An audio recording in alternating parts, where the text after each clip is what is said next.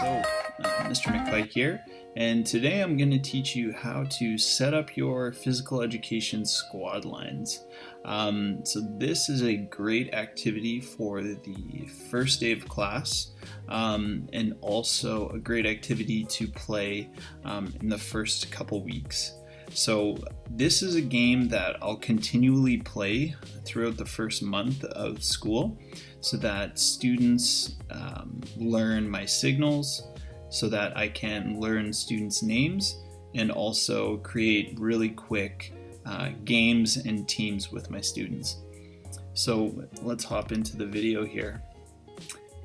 In my gym, personally, I have 4 different colors of lines kind of over near the whiteboard. And what you can do with those is you can organize those into squad lines or sitting areas. So for me, I give each color of line a number. So I have squad 1, squad 2, squad 3, and squad 4. And the students know that when I set up their squad lines, they always have a position to sit in and a team whenever they come into the gym. Now, in the first month of school, I usually organize them into squad lines based on the attendance. And that's a great way to organize your squad lines because that way you know exactly who is sitting in squad 1, what their position is, and if you ever forget somebody's name, you can always go look at your checklist and you can figure out that student's name if you forget. So I find this is really helpful for the first month or so of school. And then after that, I'll usually change around their squad lines.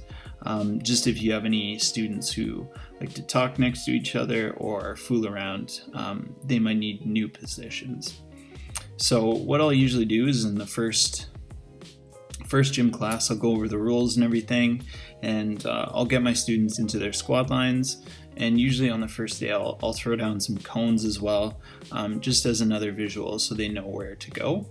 And I'll slowly start reading out names, and they'll go and find their position.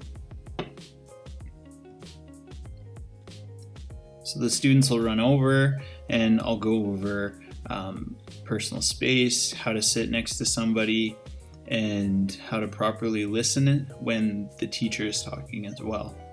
So once the students have all found their squad lines, basically what I'll do is I'll tell the students, okay, we're going to play a game, and you guys are going to have to follow along with my signals.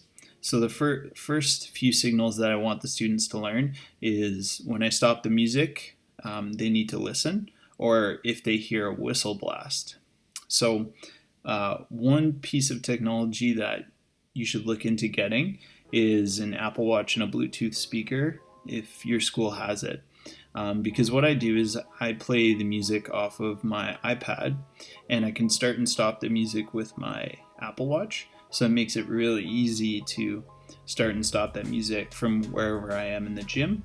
And then it also helps me position the speaker wherever so that kids have really good music to listen to. So what I'll usually do is I'll tell the students, okay, we're going to play a movement game. To start off, we need to move around the gym. So I'll get students to volunteer and demonstrate how they like to move around the gym. So I might say something like, hey, how can we move around the gym? Oh, this student wants to go for a run.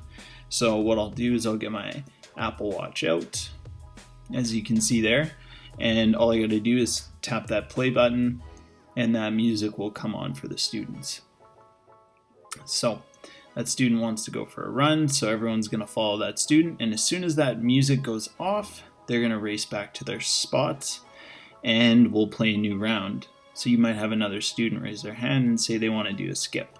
So you get all the students up and skipping to the music, and then once that music turns off again, they need to race back to their spot. Now, sometimes I'll play for points where I'll put squad 1, squad 2, squad 3, and squad 4 on the board, and students will work in their teams to try to race back as fast as they can. That way they don't have to do an exercise. So The last thing you can do is you can change up this activity for pretty much any game.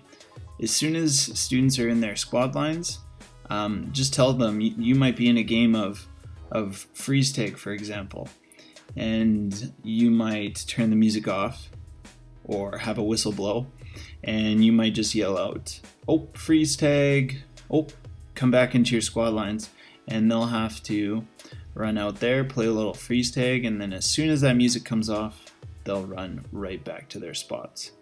So the great thing about this is that you can modify it with whichever game you want to play. You could do it with equipment. You can play different games like freeze tag or 10-second tag or minion tag. And the thing is they'll always have to listen for your signals. So this is a great way to train your students, and it helps you gain their respect, and it helps them know that you're in control at all times. So you would also want to go over personal space and what that looks like in the gym. And then you would also want to go over what a good listener looks like when you are sitting in your squad line, because the last thing you want is a student talking over you while you are giving instructions at the whiteboard. So I hope you guys find this helpful. Let me know if you guys have any questions down below, and I hope this activity works in your gym. Thanks.